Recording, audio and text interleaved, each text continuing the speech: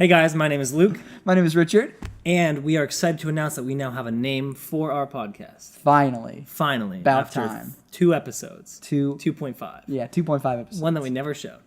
Our name is Spiritable. Welcome to the Spiritable podcast. Bow, bow, bow.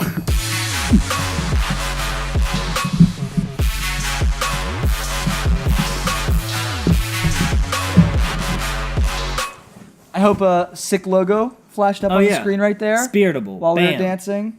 Oh, I thought it was going to be while we were dancing. Bring it back up right now. Oh, whoop. All right, take it away. Oh, beautiful. Look at that. Look at that. Yeah, we finally came up with a name. We were very indecisive for a long time. Yeah, we had a lot of things floating around. It's really hard to think of names for things. Very Especially one that difficult. just widely applies. But anyway, we settled on Spiritable, and it's dope. All the haters can leave. Not going to lie, I'm getting a huge foot cramp right now. Richard has foot cramps fairly often. Yeah. It's kind of a problem. Okay, we're good. We're good to go. So our podcast is aimed at a spiritual audience because we like to talk about spiritual things using our specific lens, which is that of a spicy Christianity, we like to say. A little twist on the norm. Basically, we rely on the Bible for our truth, as well as a set of writings by a man named Emanuel Swedenborg, who was way ahead of his time, and wrote some really great stuff about life and the afterlife and how to be a good person that relates to all of our individual lives on a more foundational level and helps uncover deeper meaning in the Bible. Super great stuff. Check it out. So, You gonna talk about... yeah, where we are. So every week, where we are kind of will change and look a little different. It's because we're in a thrift shop. So we kind of work with whatever's here this week. So we got some sick couches set up this week. Actually, very comfortable. Very comfortable. Sorry for you listening. You can't experience the comfiness, the comfort of these couches. Our format now is we're going to take spiritual questions out of a hat and talk about them, maybe just throw them out and not talk about them, and to use that as a basis to touch on some stuff that we feel like is important. Yeah, so we'll be drawing questions randomly, see what comes up. Here we go. Hit me with it. What is love? Baby, don't hurt me. It says, whoa, whoa, whoa. What is love? Whoa, whoa, whoa. That's not part of the song. It's a different song, actually. How's that go? What is love? Whoa, whoa, whoa. That one, you know? No. It's a little pitchy, but I feel like I nailed it. Is that Close song? enough. What is love? Okay, yeah. What is love? That's a big question. Yeah. Where do you start with that one? Well, I think there are a couple different ways to define love and lots of different kinds of love. But basically, I feel like love is... Let's not answer it. No, I want to address it. Okay. There are a lot of different ways to look at love, but I think it's the way that people connect with each other. At a base level, it's the way that people connect with each other in a healthy way, is what love really is. And there are lots of different kinds of love. Mm-hmm. You love your parents. You love your dog. Yeah. You love your girlfriend, boyfriend, husband, wife, Fiance. Yeah, I think people think of love in a more unilateral way where it's just like, oh, it's just a romantic love. But love is a romantic thing, but it's also what you value the most or where you place the most emphasis in your life. Like a lot of people wouldn't say they love watching TV or something, but if that's what they put the most value in their day, then that's what they love. That's where you put that value, what you like the most. Yeah, and I think there's definitely... People look at love as a positive thing, and it definitely is when used right. But I think there's healthy and unhealthy love. I definitely have unhealthy loves. I love to procrastinate. I love it. It's so easy and so fulfilling. Well, not really fulfilling, but feels like it'll be fulfilling to do anything other than what I'm supposed to do. Yeah. Never do I want to clean my room more than when I have a paper due the next day. Like, but it's also useful, you know? Because you get that trick in your mind where you're like, oh, I'm going to be productive in this little way and avoid this bigger productivity. But it's okay because I'm still being productive in this more external way. Yeah.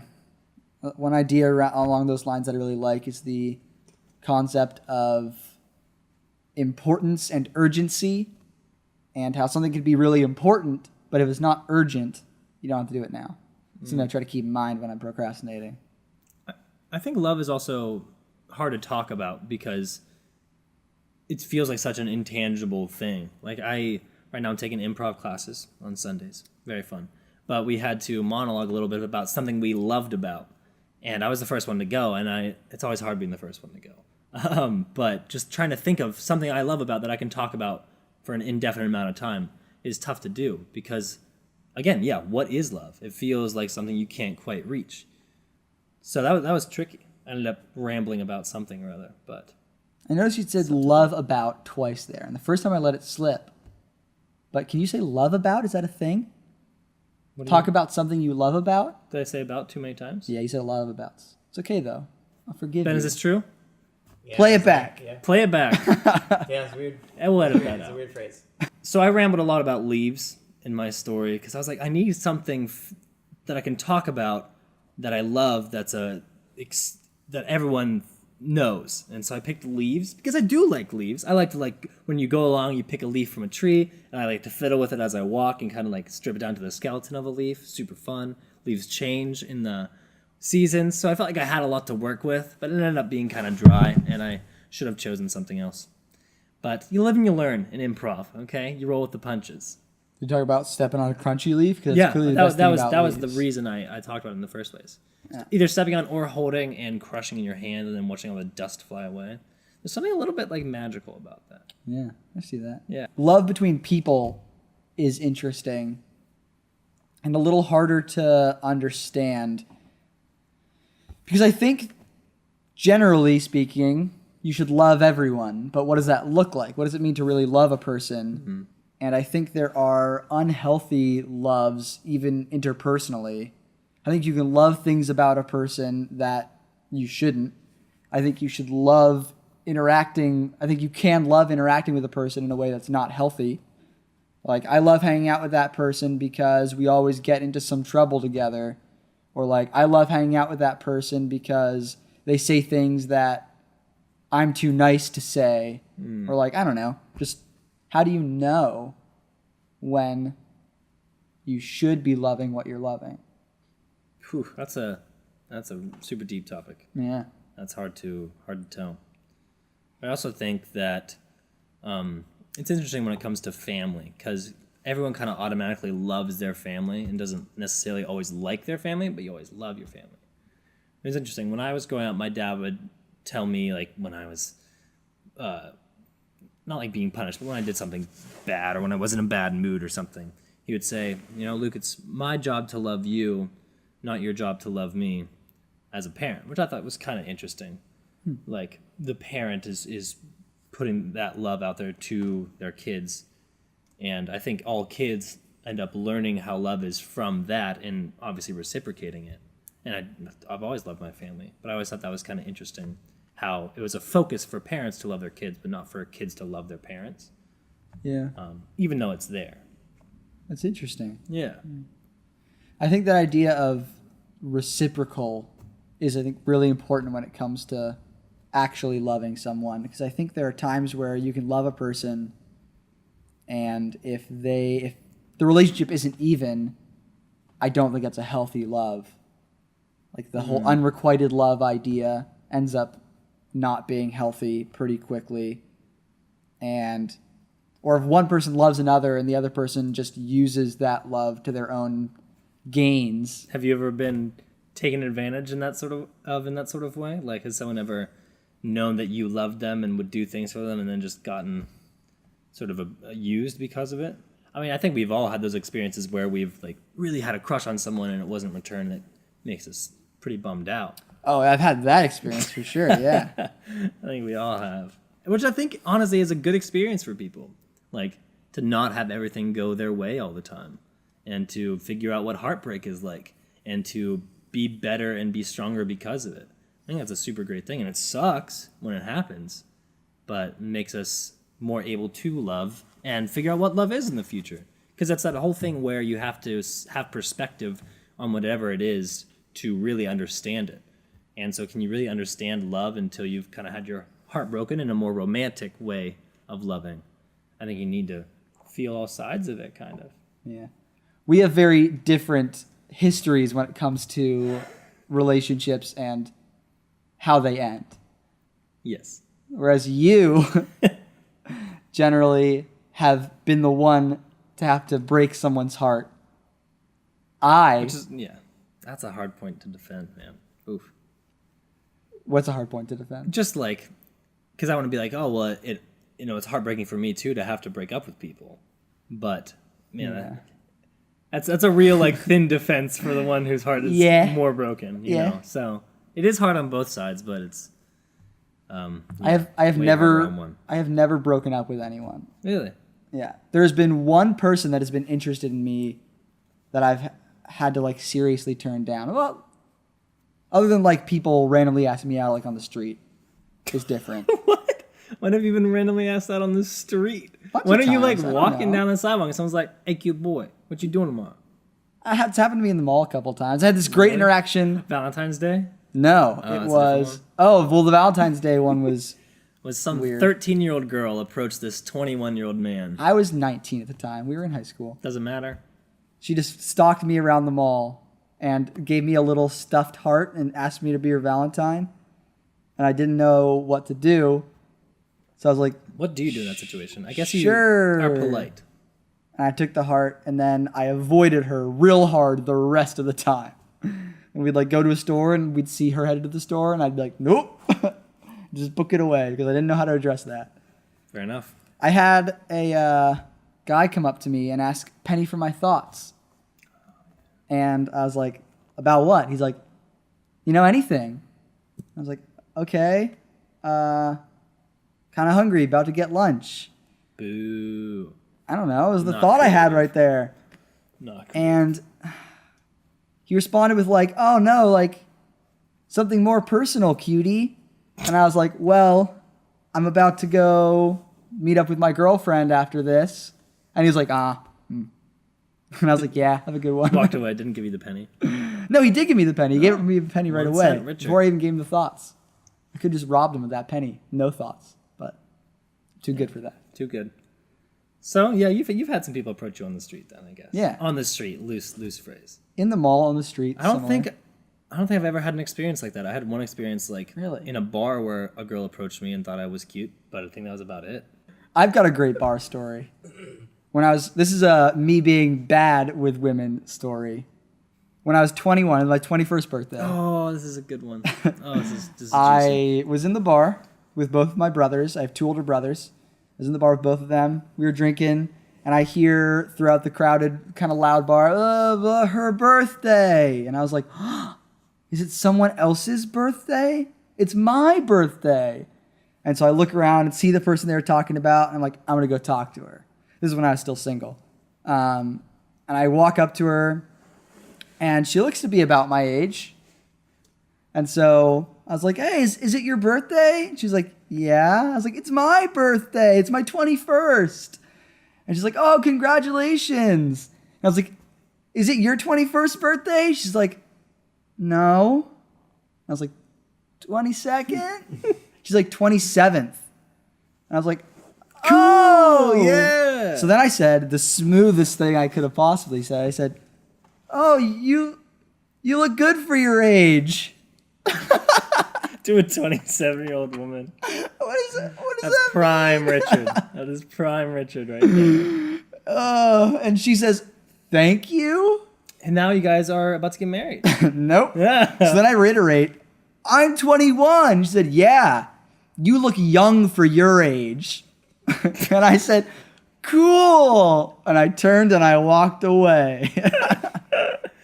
It was horrible. That's great.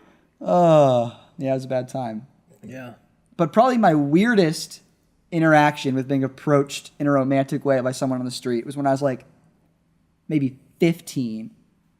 And I was at the playground near my house. I chewed juicy fruit all the time. Really? I feel like every adolescent boy's had their juicy fruit era. Nah, I had a wintergreen era. All right. Well, chewing gum of some kind. Mine was juicy fruit. I also really like the watermelon bubblicious. I would go through like a pack and a half of juicy fruit a day. It was a problem.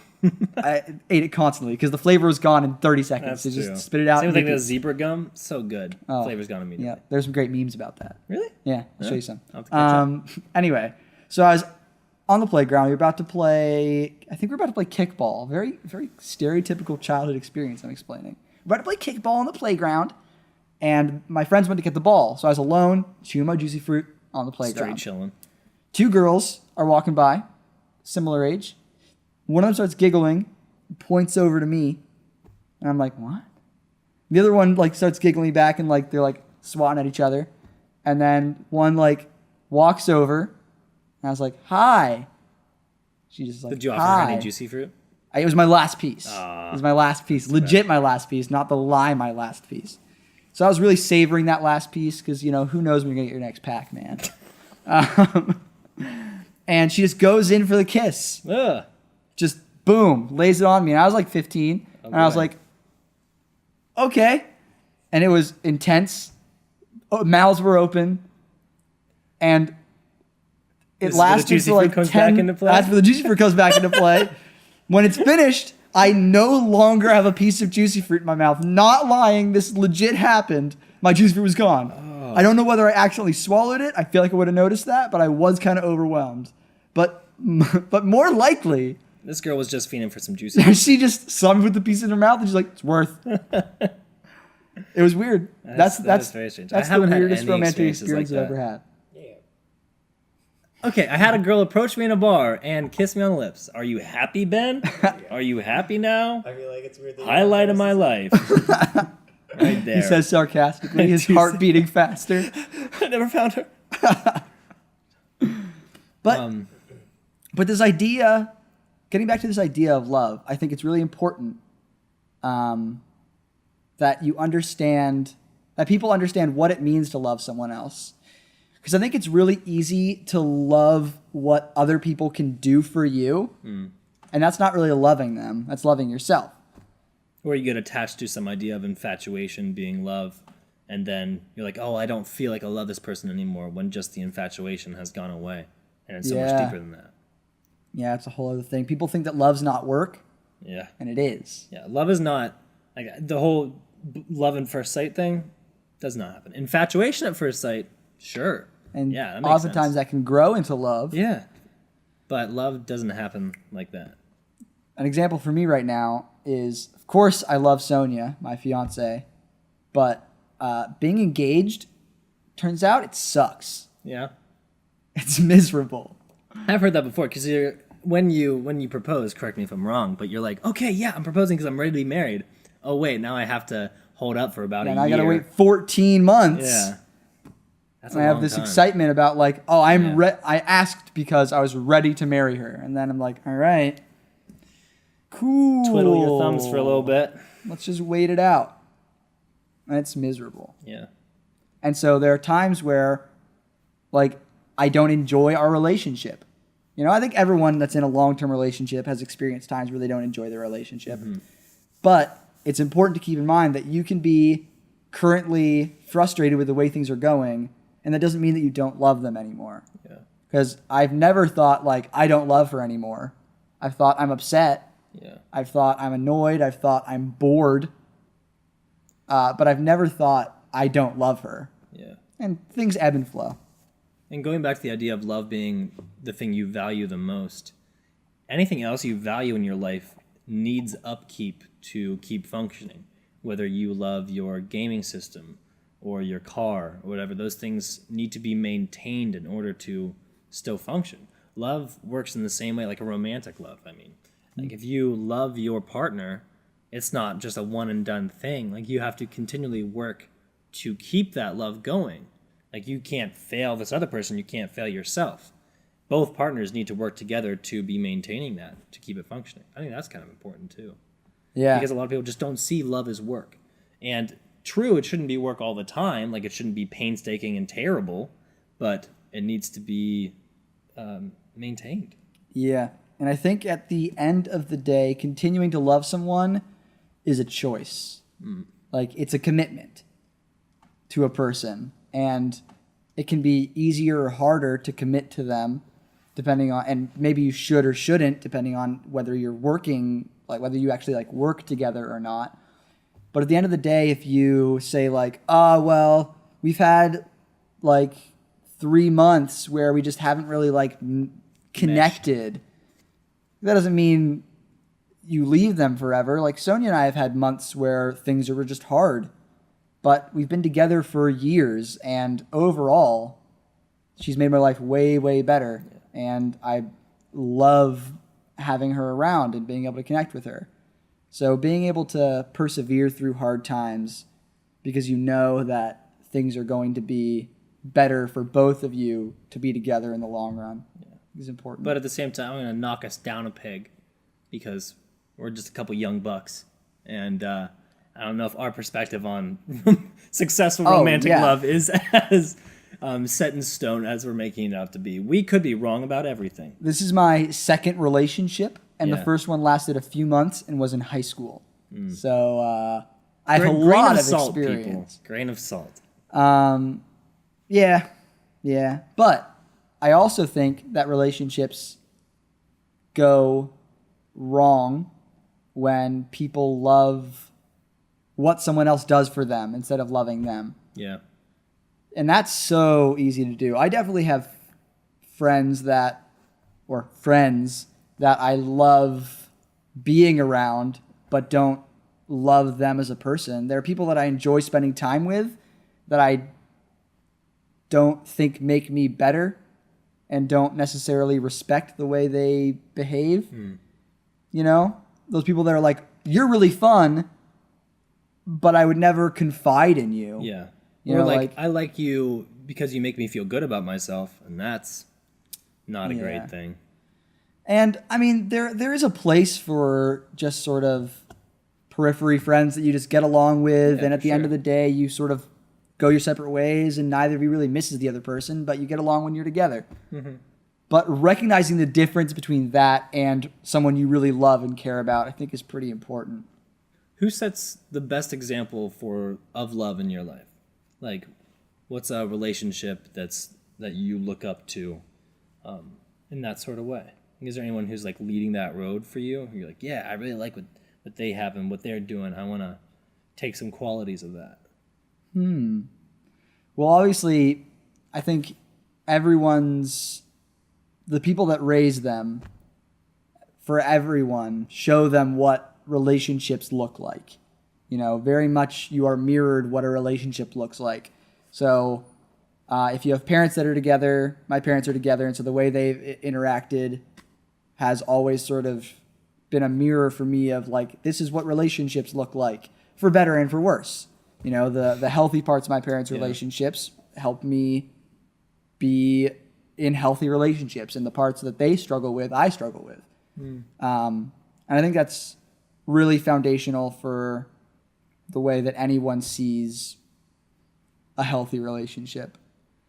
I was having a conversation with someone a couple weeks ago that was confiding in me and saying they didn't really know how to connect with people because they weren't raised by their parents. They were raised by their grandparents, and their grandparents just didn't have a loving relationship. So they're talking about how they didn't really know what it meant to love a person because they had never seen it. Right. Which was just a really powerful thing for me to hear. It made me really grateful for what my parents gave me by just working on their relationship and working to love each other in the good times and the bad. Yeah. It continually amazes me how much our childhood affects and just obviously makes who we are, but just in every little way, how those things consciously and subconsciously affect us. It's crazy. Yeah. I definitely have a lot of my parents' coping mechanisms for relationships. I definitely use humor a lot as a defense. Yeah. And like a distancing tool as well as a connecting tool. Positively used as a connecting tool, but I use it as a way to distance from my own emotions. Like, oh, haha, it's just a funny joke. I'm not really upset about that. It's fine. My parents use humor a lot in their relationship. Again, for better or worse, you know. Mm-hmm. But I think, using humor can be so, so powerful in a relationship to just not take yourself so seriously. Oh, for sure. Because I think it's where a lot of problems in relationships come from. Both people taking themselves too seriously. And if you want more on humor, go back to episode 1. Yeah. See episode 1. So I feel like after this conversation, we have to wrap around back to what love is. So I'm curious from your newly trained theological standpoint, if you have any like dogmatic answer to what love is. Well, I think there's a cool little section. One of my favorite sort of theological ideas is this section that talks about the 3 things that make love for someone else real. And the first one is it has to be a love for someone outside of yourself. Like I said, if you love what someone else does for you, then it's not really loving them at all, right? So you love something outside of yourself. And naturally with love, you want to be connected to it. You want to be closer to it. If you love something, you want to pursue it. If you love someone, you want to spend time with them. So outside of yourself, wanting to connect with it, and then wanting to bless it or wanting to give gifts to it. Wait, tangent. How do people bless something? That doesn't make too much sense to me. Well, not like a formal, like, let me give you a blessing, but like Okay. make their life a blessing, make their life better, make them happy, give them things, give them your time, give them love, give them attention, give them gifts. So the third one's kind of like reciprocation. Yeah, well, or make them happy. Yeah, outward. Okay. So yeah, I think that's like a good 3 things to focus on, to reflect on, and think, is how I'm feeling about this person all 3 of these things? Am I really loving them right now, or am I loving me? I've definitely had times where there are people that affirm me a lot, and I don't really enjoy spending time with them, but they're so complimentary to me all the time. There's a person in my life right now that is always just like so positive and so complimentary to me, and always like, you're so great, you know so much, you're so good at everything. And it's so easy to want to spend time around that person. Yeah. But I don't think I'm doing them any good. And I don't think that they're really helping me be a better person. They're just sort of fanning my ego. And so I wouldn't say I love that person. I mean, I don't know them very well, but I wouldn't say I love them, because I just love how they make me feel. Right. Yeah. Do you have anything like that in your life? Not off the top of my head, but I was thinking about if we reflect on the times in our lives where we feel most loved, I think it hits those 3 things. Yeah. Like in a more visceral way, like when you really felt loved, it wasn't just because someone was doing something nice for you or someone said that they loved you. It was because someone showed their love to you, you reciprocated that love to them, there was something meaningful involved, and it really just hit home with you in a way that's sort of indescribable. Because I think love does reach outward a little bit more than that, and into something intangible where you can't really describe it, and it's just that feeling and that depth, which I think is so cool. Yeah.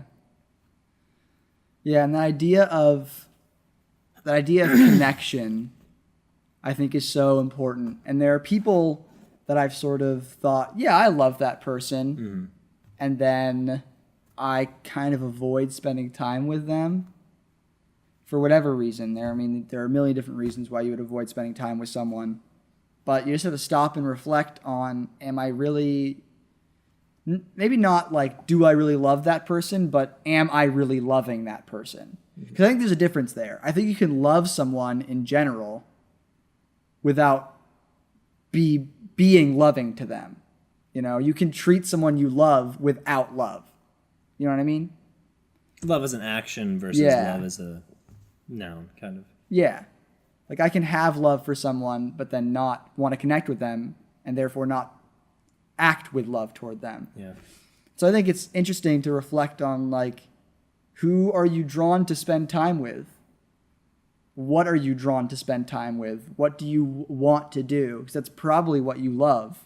Yeah. And I think that's an interesting exercise for people to do in a more self-reflection way, is to think in your day-to-day what you spend the most time thinking about or actively doing, or who you spend the most time around. Because we don't often think of, oh, these are my loves. That's not a thought we usually have. But if we reflect on what we're putting the most value in every day, that's where our love resides. So maybe that's a good kind of like reflection tool to use to really pinpoint what you're loving to see how that's affecting your life and see what your life is actively becoming. I had a weird moment the other day where I was talking to someone that I don't think I'd ever really talked to before. And as I was talking to her, I got like these really strong feelings of attraction. And I never really talked to her before. And I was like, whoa, like out of nowhere. Whoa, why am I feeling like so attracted to her? Yeah. And I quickly realized it's because a lot of this girl's mannerisms were really similar to Sonia's. Huh. And it was super weird. And so I was just immediately drawn to her because she just reminded me of Sonia. And I was like, oh, that's a weird thing to process in my mind.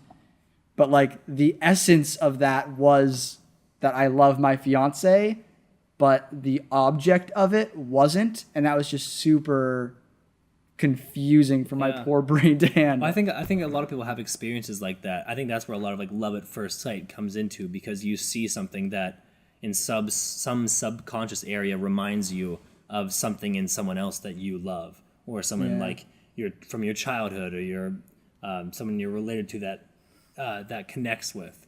And so I think everyone's had those sort of really visceral, and I know I've had them, and they freak me out when stuff like that happens, because you're like, oh, what? Huh? Where's this coming from? This makes no sense.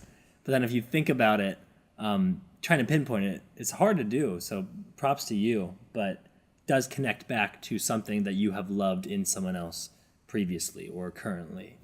So it all connects back. Recently, I've been reflecting on the idea that everyone marries someone like their parent. Super weird. Super weird, super uncomfortable. I hate it. But And next topic.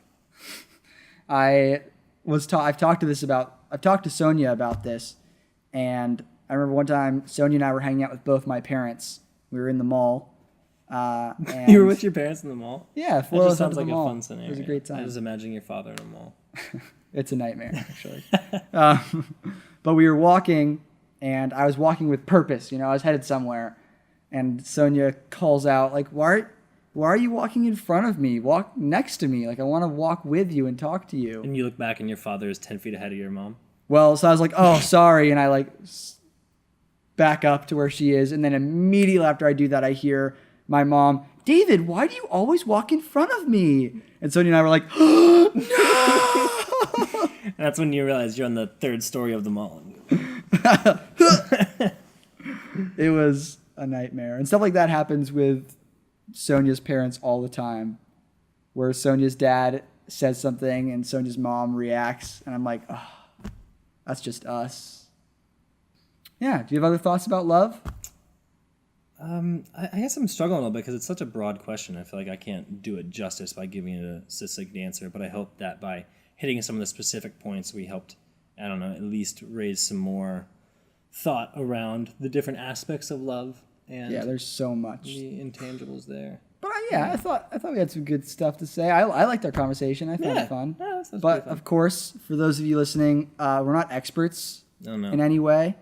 We're just talking about our experience and what we've been through and how that might relate to some grander ideas. So yeah, take it as you will.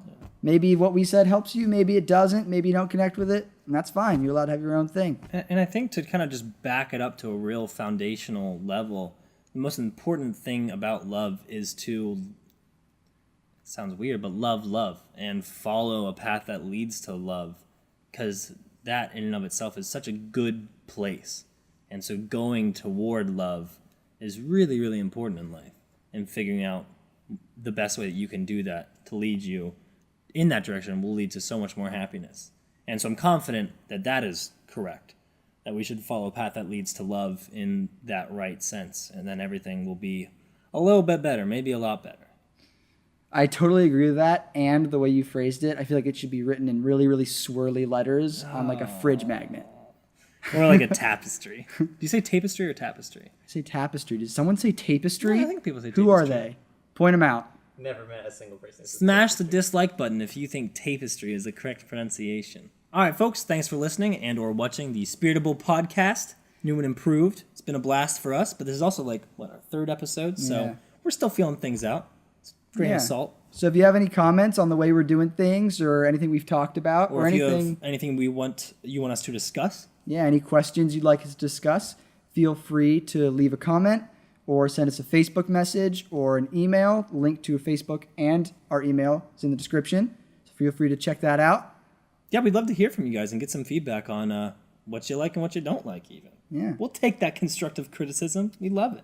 And if you like what you heard, feel free to go ahead and like it and comment or tell your friends. Word of mouth is a great way to, spread around stuff you think is All useful. that support helps us get noticed more, which is always a fun thing for us, but no pressure. Yeah. Again, thanks for listening and watching, and hopefully we will see you in about a week or so. Bye. Stay classy, New York.